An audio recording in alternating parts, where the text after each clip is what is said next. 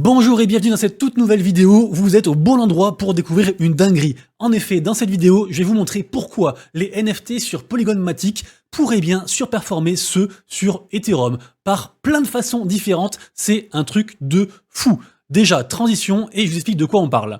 Alors, de quoi on parle? On parle de Polygon. Polygon qui sont actuellement suivis par quasiment 2 millions de personnes. Donc on voit bien qu'il y a une vraie hype.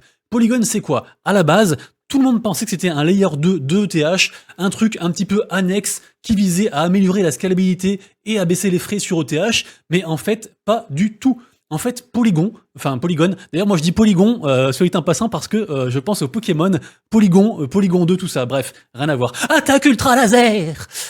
Du coup je disais quoi? Ah oui voilà, donc Polygon c'est quoi? Donc c'est une blockchain, en fait c'est une sidechain. En fait c'est une sidechain décentralisée, indépendante d'Ethereum, ok? Il faut bien le comprendre que ça pourrait être, en fait on l'appelait à l'époque, on l'appelait l'Ethereum Killer. Et malgré The Merge, qui pouvait faire mal parce que les gens pouvaient se dire, bah en fait Ethereum c'est bien et tout ça, oui Ethereum c'est bien, mais Polygon répond à beaucoup plus de problématiques qu'Ethereum, notamment au niveau du gros problème d'Ethereum actuel, qui est la centralisation depuis The Merge. Et en effet, donc sur Polygon, on est sur du Proof of Stake, donc voilà, pour la petite présentation. Ce qu'il faut également aussi savoir, au niveau des chiffres, c'est assez dingue, Polygon, il y a eu 44 millions de nouvelles adresses. Donc en fait, c'est vraiment dingue, hein, vraiment. Même moi, quand j'ai fait le dossier, je suis tombé sur des trucs de fou. Et d'ailleurs, vous me direz dans les commentaires si ça vous plaît. D'ailleurs, abonnez-vous, lâchez le petit like, le petit pouce en l'air, tout ça, vous connaissez. Mais si jamais ce genre de dossier assez rapide, assez succinct, sur un truc en particulier vous intéresse, une blockchain, et dites-le moi dans les commentaires, et comme ça, je verrai pour en faire une spécifique. Je pensais à la blockchain Wax, je pensais aussi à l'écosystème de Ultra, par exemple. Voilà, dites-moi dans les commentaires, ça m'intéresse. Donc je disais quoi? Je disais que le réseau Polygon a enregistré la création de plus de 44 millions d'adresses uniques en l'espace de 6 mois. Donc entre juin 2022 et novembre 2022, du coup le nombre d'adresses uniques sur Polygon, ils sont passés de 144 millions à 188 millions. C'est un truc de fou. Autre truc de fou aussi, bien sûr, c'est que le marché des NFT, ça brasse de ouf. De toute façon, il y a tout qu'à baisser, on est d'accord, il y a tout qu'à baisser, les volumes ont baissé. J'ai fait une vidéo l'autre jour sur la mort des NFT, entre guillemets. On voit bien qu'il y a une baisse de plus de 90% du nombre de volumes. Donc, en effet, pour Polygon, c'est pareil aussi. On est passé de 17 milliards en début d'année à 466 millions. Donc, c'est beaucoup moins. Mais pourtant, malgré ça, malgré la crise FTX, malgré tout ce qu'il y a eu, le token Polygon, il s'est avéré en fait être super résilient. Il s'est avéré être vraiment très résilient. En effet, on peut voir ça, j'avais vu un petit chiffre ici, voilà. Donc par exemple, sur la période que je vous ai dit tout à l'heure, le Bitcoin et l'Ethereum, ils ont chuté respectivement de 34% et 27%, alors que Matic, il enregistre une hausse de 73%.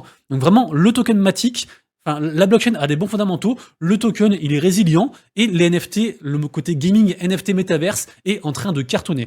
Et d'ailleurs, c'est pas moi qui le dis, hein, c'est aussi les différents partenaires. Ça fait environ 1 mois que la blockchain Polygon cumule les bonnes news. Ils cumulent des news de fou tous les jours, c'est vraiment, c'est ouf. Je vous rappelle que je fais des vidéos actu, NFT, Web3, Play to Earn, tout ça, tous les jours sur la chaîne, et je vois sans arrêt des good news sur Polygon, alors qu'il y a des bad news sur toutes les autres. Et en plus, truc de fou aussi, c'est que, évidemment qu'il a été résilient par rapport à FTX, mais quel était le concurrent le plus sérieux à Polygon? C'était Solana. Et Solana, ils sont dans les choux depuis FTX, ce qui du coup en fait a contribué à faire surperformer du coup la blockchain Polygon, notamment au niveau des NFT. Donc on a vu que Meta, donc nouveau nom de Facebook, ils ont choisi le réseau Polygon pour du coup leur intégration des NFT sur Instagram. Donc déjà ça c'est énorme parce que Meta, on a beau dire ce qu'on veut, ça reste dans les GAFAM, ça reste un truc énorme, même si c'est compliqué pour eux, notamment au niveau de Horizon Worlds, de leur metaverse. On voit aussi que Disney, qui s'intéresse beaucoup à tout ce qui est métaverse, réalité augmentée, réalité virtuelle, ils ont également aussi choisi du coup la blockchain Polygon. Donc c'est pareil, Disney c'est une entreprise mais faramineuse. On a Nike aussi, Nike, ils sont bien sûr sur la collection Artefact, qui est sur ETH, mais ils sont aussi sur Polygon. Et c'est ça la force de Polygon, c'est qu'en fait, ils peuvent happer plein de projets qui sont sur ETH et en fait les basculer sur Polygon.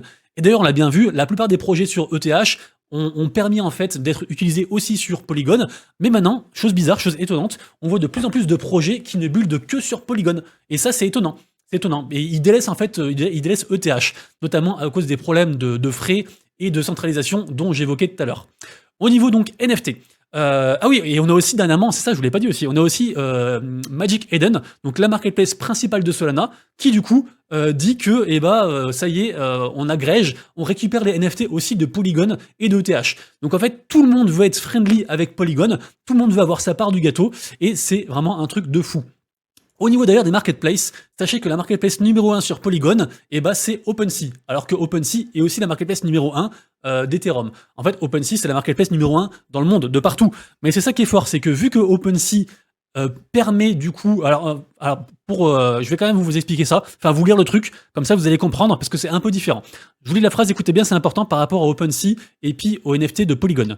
Donc OpenSea n'accepte que Polygon ETH pour les transactions, et vous devez transformer ETH en Polygon avant d'acheter. Donc l'achat de Polygon NFT sur OpenSea vous oblige à les relier, entre guillemets, à travers la blockchain Polygon pour les acheter avec Polygon ETH.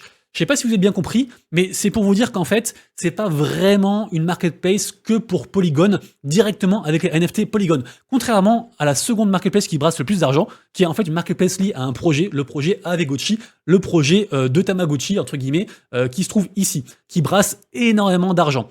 Ça, par contre, c'est que sur Polygon, par exemple. Pour info, Aavegotchi, c'est 74 millions de dollars au niveau des volumes, et je crois que au total, ils ont vendu pour plus de 150 millions. Enfin, c'est un truc de fou, quoi.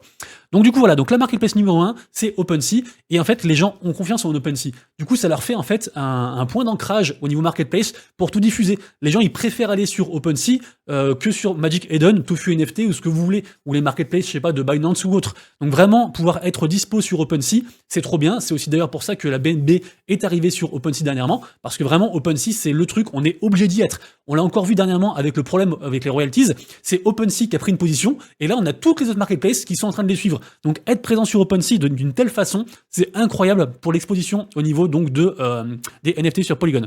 D'ailleurs, on peut aussi revenir très rapido sur ce top 5 des marchés, des marketplaces sur Polygon. Donc en 1, OpenSea, en 2, Aavegotchi. Donc Aavegotchi, je vous ai dit ce que c'était. En 3, on a PlayDApp. PlayDApp, c'est cool parce qu'en fait, ils veulent faire plein de jeux. C'est un truc assez large en fait. Il y a plein de jeux, il y a des créations de NFT, enfin c'est vraiment un très très gros truc aussi.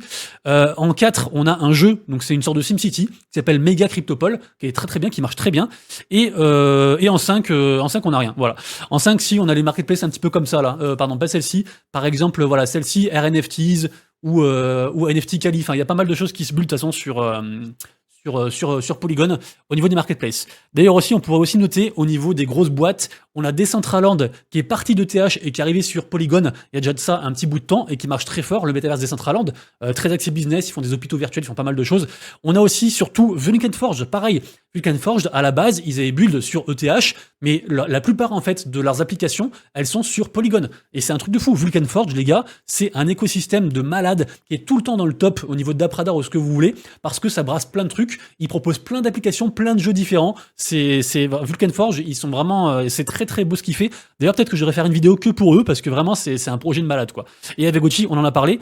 Neon District, c'est bien aussi, ça. Neon District, c'est ici, je vous ai sorti une petite vidéo. Donc c'est un jeu un peu ambiance cyberpunk, je sais plus comment on prononce. Et du coup, voilà, enfin, en tout cas, c'est pour vous dire qu'il y a plein de projets sur Polygon qui brassent beaucoup d'argent, et on est qu'au tout début, parce que comme je vous disais, ils ont fait plein de partenariats. Donc vraiment, Polygon, je suis très très très bullish dessus. Dites-moi dans les commentaires ce que vous en pensez. Est-ce que j'ai tort? Est-ce que j'ai raison? Voilà, votre avis m'intéresse. Et puis nous, on se retrouve très bientôt pour une prochaine vidéo. À tout bientôt. Prenez soin de vous, de vos proches et de vos wallets. C'était Monsieur Rabbit. Ciao.